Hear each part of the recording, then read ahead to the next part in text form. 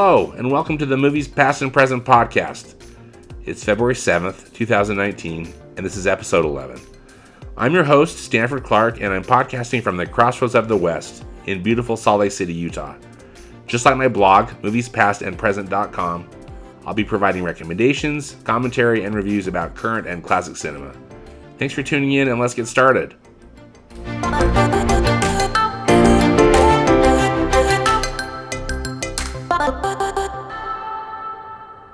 We've got 4 big films opening up in theaters this weekend.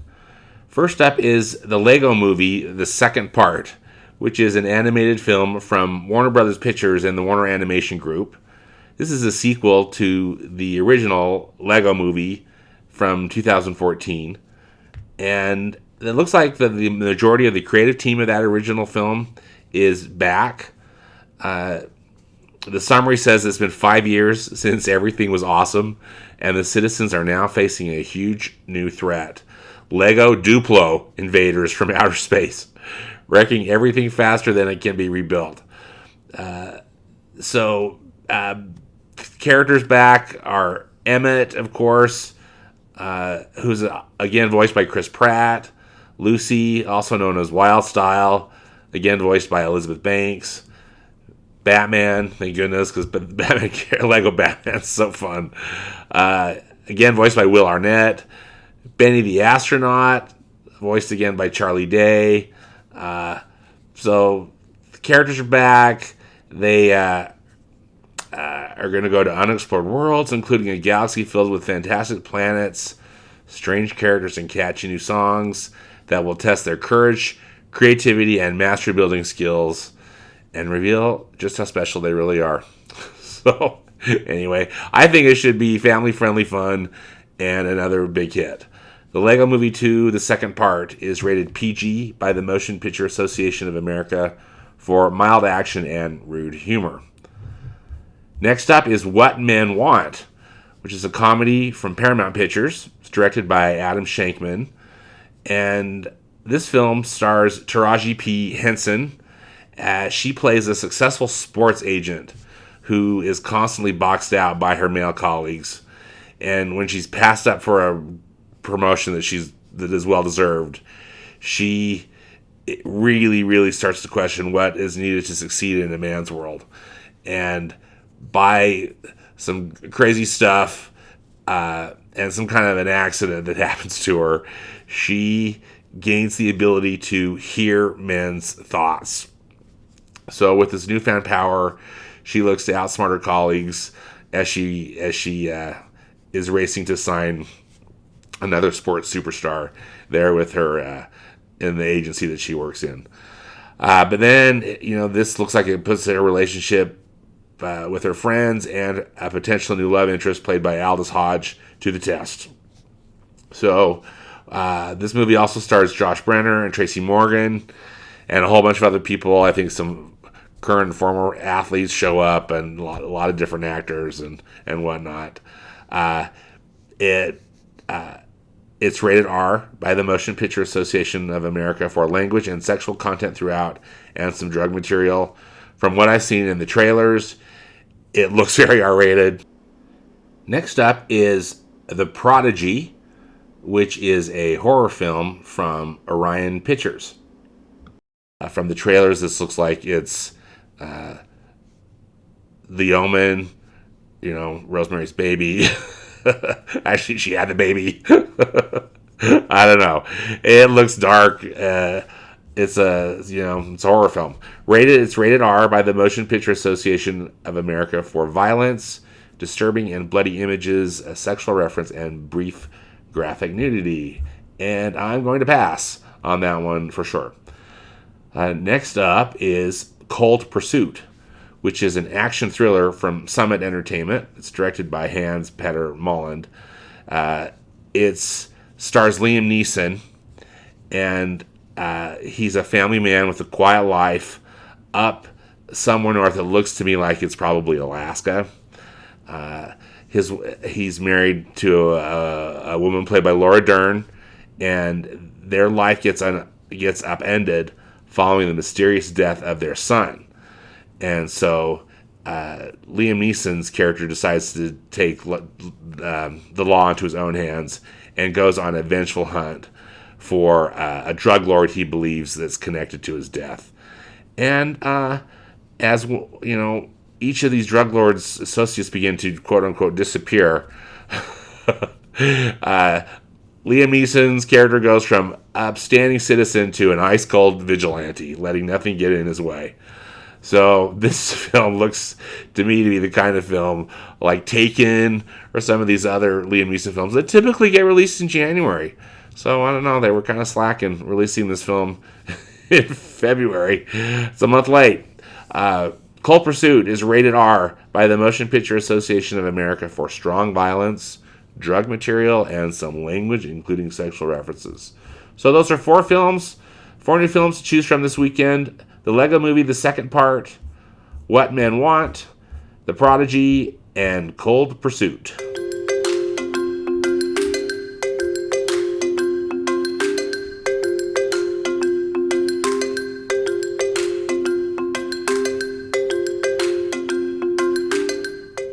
In reviews this week, the crime drama Destroyer, which stars Nicole Kidman, finally showed up in our market.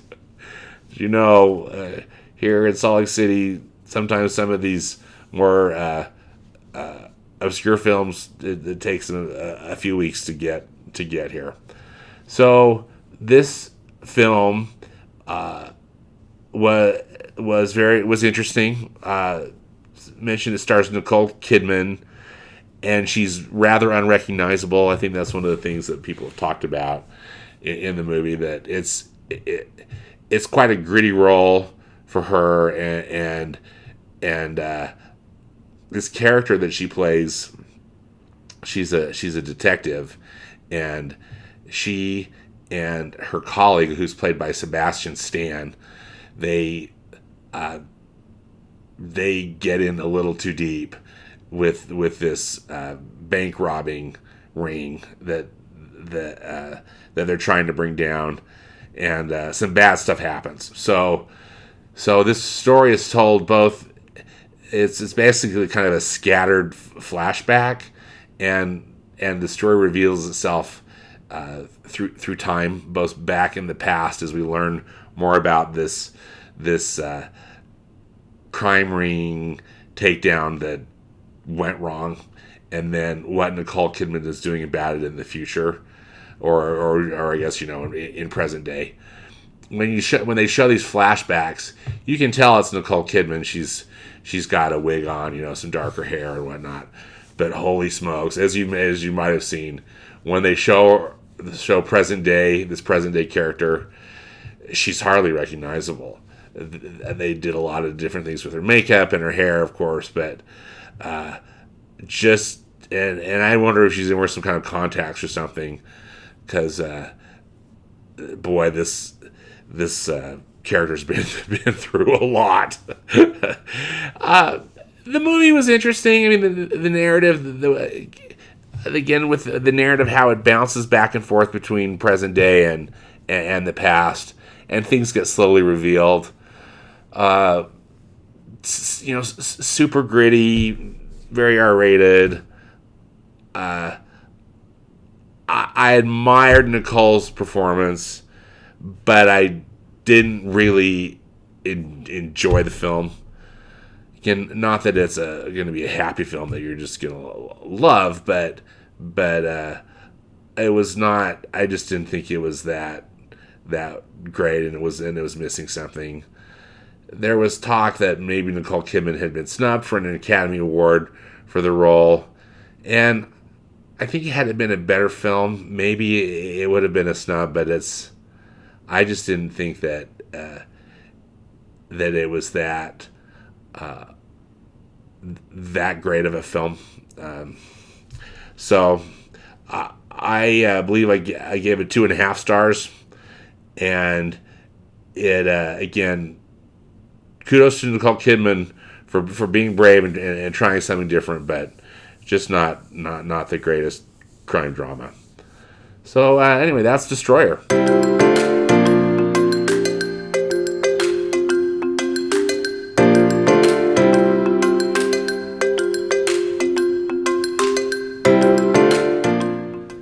Classic Cinema Corner this week. Just want to continue talking and touting the upcoming Criterion Channel that is going to launch on April 8th. But if you sign up now, they are letting you watch one movie a week on their website, and as well as the supplemental materials that they have prepared for it. So the movie that they made available last week was a 1976 crime drama called Mikey and Nicky. Now, this is a film that I hadn't heard of before, so I was happy to learn about it and to check it out.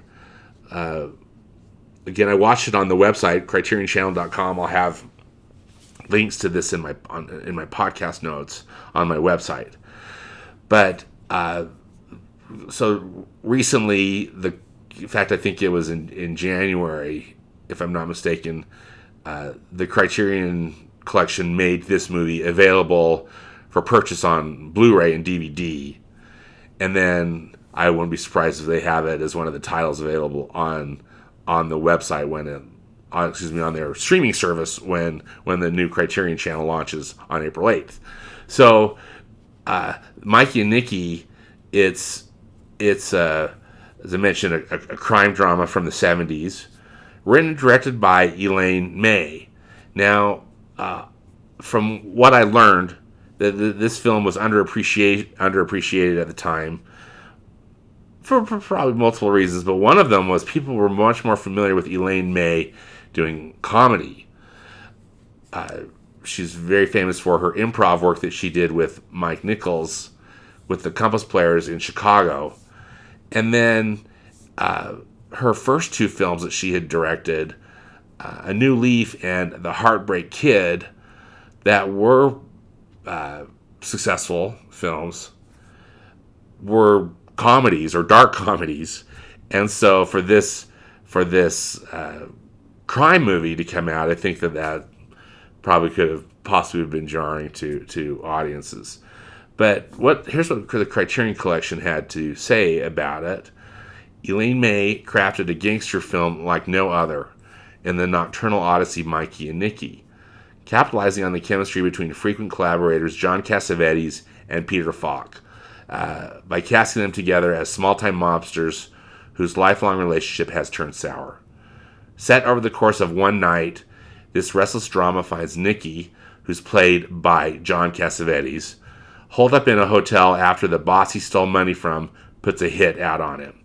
Terrified, he calls on Mikey, who's played by Peter Falk, the one person he thinks that can save him. Scripted to match the Livewire energy of its stars, alongside supporting players Ned Beatty, Joyce Van Patten, and Carol Grace, and inspired by real-life characters from May's own childhood, this unbridled portrait of male friendship turned tragic is an unsung masterpiece of American cinema. I would concur what the good folks at Criterion had to say about this. It's really an unusual gangster film. It's almost like it's almost like a character study. Pretty much both John Cassavetes and Peter Falk are just in every scene of this film, and it's pretty intense. These guys are lifelong friends, and that's got everything. And everything that goes with that, both the love and devotion, as well as the frustration and lack of patience, and the performances are outstanding. John Cassavetes, both from John Cassavetes and Peter Falk. Peter Falk, you're so accustomed to seeing him as like Columbo, and these other detectives, and so to have him play a mobster, I thought was pretty cool. And also, as they had mentioned, Elaine May had a relative. I think I read it was her uncle who was involved with the mob, and so she saw some of this or experienced some of this, maybe indirectly, but it provided a more human type of insight into this. And again, it's a tragedy, but I thought it was really a fascinating film. So hopefully it's going to be available on the Criterion channel when it launches, and you can check out Mikey and Nicky.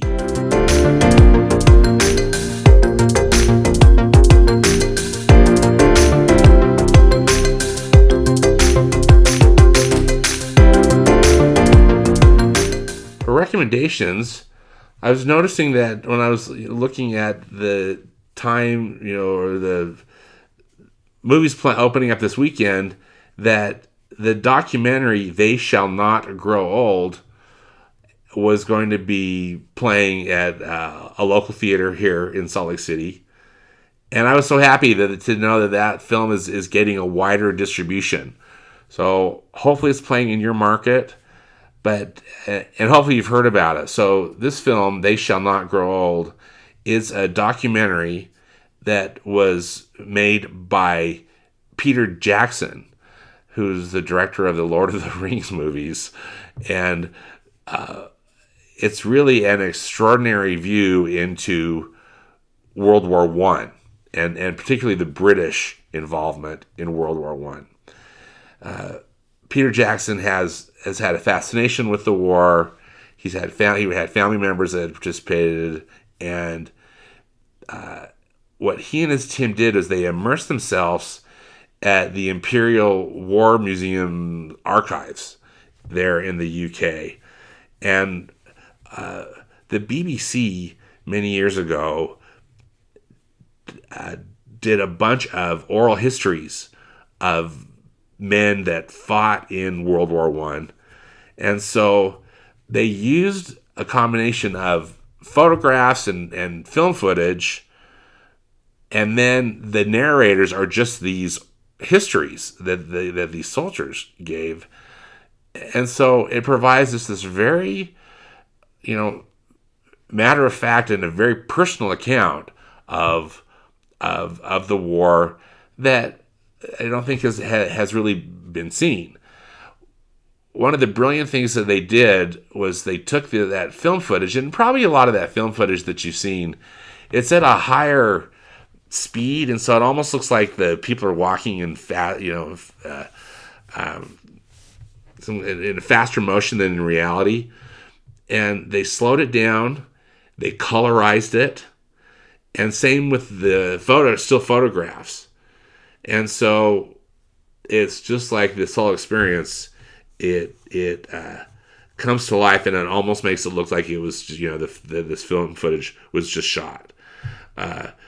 It reveals new details and just nuanced things that you just might not see, and it also helps, of course, to see it on a giant movie screen. Just because talk about magnification, right? So, just one of the quotes here from the press material saying, "Reaching into the mists of time, Jackson aims to give these men voices, investigate the hopes and fears of the veterans, the humility and humanity that represented a generation changed forever by a global war." So definitely check out They Shall Not Grow Old if that's your thing. It's pretty graphic. It's the war, so they're pretty unflinching with that.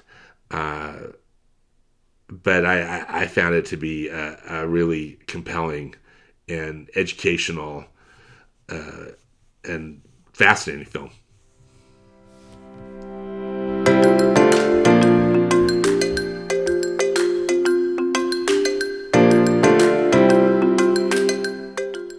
Well, thanks so much for listening.